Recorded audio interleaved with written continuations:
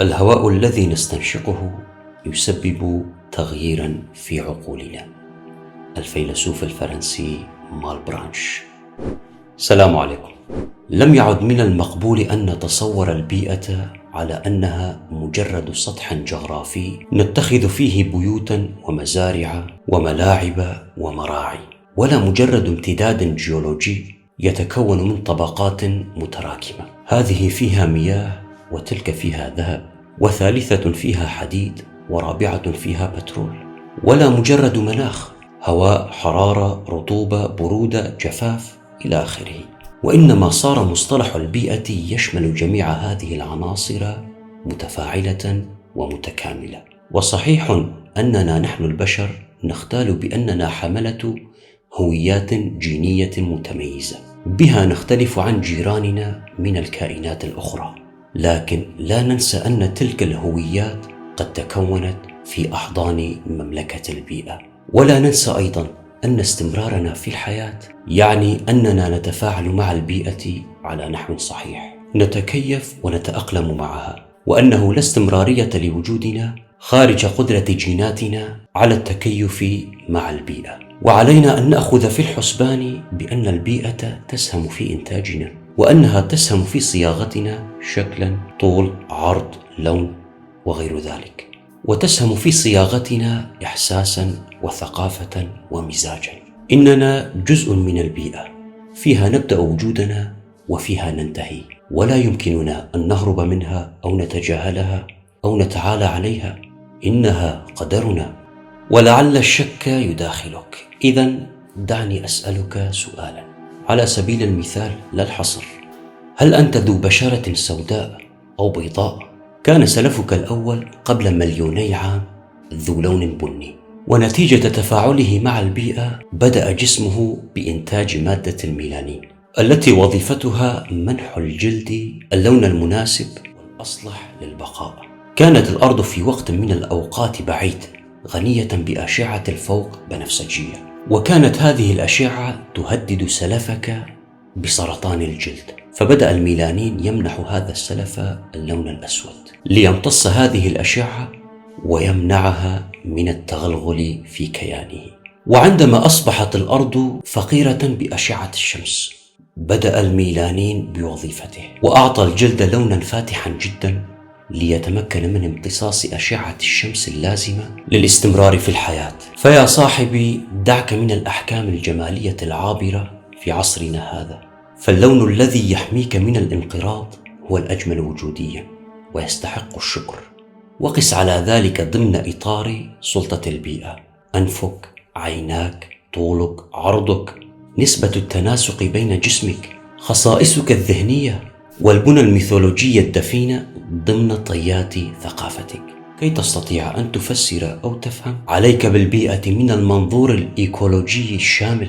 وهنا لست أزعم بأنك ستجد على الدوام تفسيرات دقيقة، ولكن أضمن بأنك ستجد كثيرا من المفاتيح المعرفية وستفتح بها كثيرا من الأبواب الموصدة. ودعونا الآن نركز على عنصر بيئي مهم وهو الجبل، فإن له مكانة متميزة في ثقافات الشعوب، حتى إنه تحول إلى رمز له دلالاته المتعددة في كل ثقافة، وتتمحور معظم تلك الدلالات حول التسامي والشموخ والإجلال والصلابة والثبات والتأمل وغير ذلك من معان يتفرع من هذه الدلالات. وفي إطار هذه الدلالات أو في إطار بعضها يمكننا أن نفهم بناء الزيقورات الذي بناه السومريون، وبرج بابل في سهول ميزوبوتاميا، وأهرامات المصريين في سهول وادي النيل، وأهرامات الهنود الحمر في سهول أمريكا، وأسقف المعابد البوذية، وقباب الكنائس المسيحية، والمنارات التي بجانبها. وانتقلت تلك الرمزية إلى الهندسة والعمارة الإسلامية. كما أن حضور الجبل في التراث الميثولوجي الديني مثير للانتباه. أليس مثيرا أن تحط سفينة نوح البابلي ونوح السومري على قمة جبل نيسير، وأن تحط سفينة نوح العبراني على جبل أرارات، أو تحط سفينة نوح الإسلامي على جبل جودي؟ أليس مثيرا للانتباه أن من ألقاب آشور الإله القومي للآشوريين لقب الجبل الكبير؟ أليس مثيرا أن مجمع آلهة يونان كان يعقد على قمة جبل الأولمب بقيادة الإله الأكبر زيوس؟ أليس مثيرا أن الإله الإغريقي الأكبر زيوس غضب على الإله الأصغر بروميثيوس لأنه أهدى الإنسان النار خلسة، فعاقبه بأن أمر بربطه بالسلاسل فنفاه إلى قمة من قمم جبل قوقاس؟ أليس من المثير أن الله اختار جبل الطور في صحراء سيناء ليكلم بها نبيه العبراني موسى عليه السلام؟ أليس من المثير أن النبي زردشت عليه السلام اتخذ غارا في جبل سيدارنا مكانا للتعبد 10 سنوات، وهناك لما بلغ 40 نزل عليه الملاك فاهمان بالوحي من قبل آهورا مازدا؟ أليس من المثير أن النبي العبراني الآخر عيسى عليه السلام كان يلتقي بحوارييه غالبا على جبل الزيتون في القدس؟ أليس من المثير أن النبي محمد عليه الصلاة والسلام اتخذ غار حراء في أحد جبال مكة مكانا للتعبد والتحنث، ولما بلغ 40 نزل عليه الملاك جبريل بالوحي من قبل الله تعالى؟ فالجبل أيها الإخوة هو العامل البيئي الأكثر تأثيرا في الشخصية الكردية، ويمكننا القول بأن الكردية والجبل رفيقان متلازمان منذ العصور الحجرية وفي عصرنا الآن.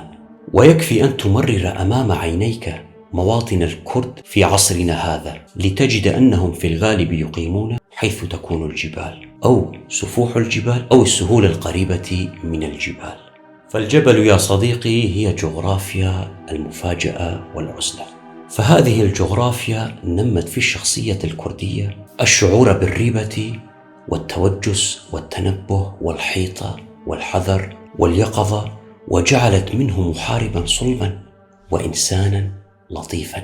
وأيضا كونت في الشخصية الكردية خاصية امتلاك إرادة الإقدام والاقتحام والشجاعة، وخلقت فيه نزعة تمردية وثورية طامحة للحرية دائما، كارهة للخضوع، كارهة للأنظمة المركزية. ولكن هذه الجغرافيا ربما تنعكس سلبا على الشخصية الجبلية فيجعله منغلقا بعيدا عن سير الحضارة. إذن فحيثما يكون الكردي يكون الجبل، وحيثما يكون الجبل يكون الكردي. فالجبل موجود في شكله ومزاجه، وفي عقيدته وتفكيره، وفي أزيائه وأغانيه وموسيقاه، وفي ثوراته وانكساراته، وفي نظامه الاجتماعي الشامل. فمقولة حيثما يكون الجبل يكون الكردي ليست بعبارة شاعرية رنانة نرخي لها العنان، فالواقع خير دليل عليها.